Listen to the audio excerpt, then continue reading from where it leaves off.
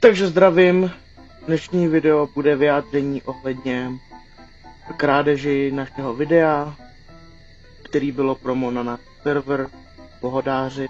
Tady máte když tak kód, kdybyste se chtěli spojit.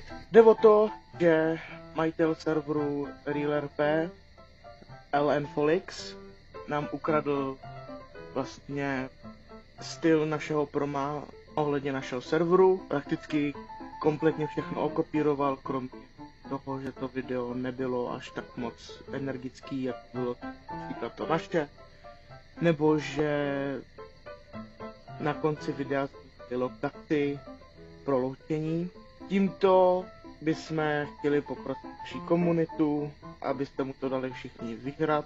Takže rád bych vás ještě k tomu pozval na náš server.